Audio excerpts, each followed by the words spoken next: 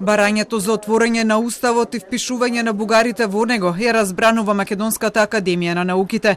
За дел од академиците промените се закана за зачувување на македонската нација, за други пак нешто што некој може да го бара од земјава, но на крај тоа сепак да биде наша одлука. Сите овие прашања околу положбата на етнички заедници, групи и слично се прашања на секоја одделна држава.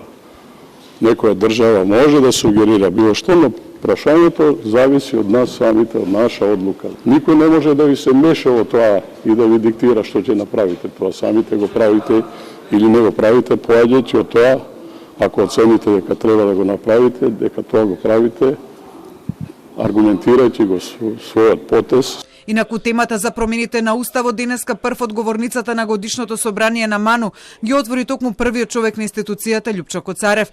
Тој промените во уставот заедно со договорот со Бугарија и Преспанскиот договор во контекст на, како што се изрази, македонскиот опстој, ги оцени за извор на нестабилност во регионот. Секоја држава што својата иднина ја гради врз нелегални и недостоинствени документи, а такви се трите документи, наметнати од геополитичките игри на големите сили, е осудена на пропаст.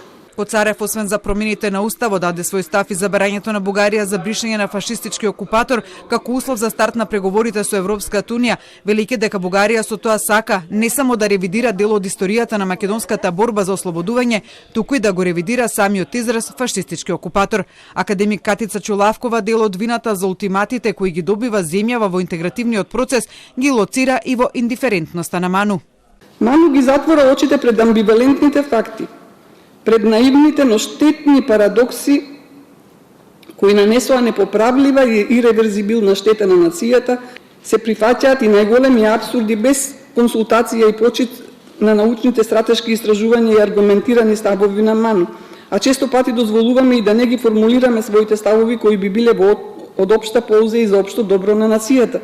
Македонската нација сами си ја подценивме, затоа денес политички анонимуси коленичат панично пред недостојни инстанции во име на некоја интеграција која можеби никогаш нема ни да се случи. Инаку викендов бугарскиот премиер Кирил Петков преку интервју соопшти дека Македонија и Бугарија ќе достава заеднички документ на Европската комисија за чие исполнување гарант ќе биде токму комисијата и преговарачката рамка на земјава со Унијата. Едно од прашањата кое би влегло во преговарачката рамка ќе биде токму впишувањето на бугарите во македонскиот устав. Шефот на македонската дипломатија потврди дека Македонија сака преку сеопфатен договор да ги затвори отворените прашања со Бугарија, за кои ќе има и меѓународен гарант. Откако пред 10 дена двете страни во Софија на техничко ниво ги отвори одговорите на барањата кои се ги доставија за затворање на политичките прашања, следната средба на работната група меѓу македонското и бугарското МНР ќе се одржи во првата половина од март.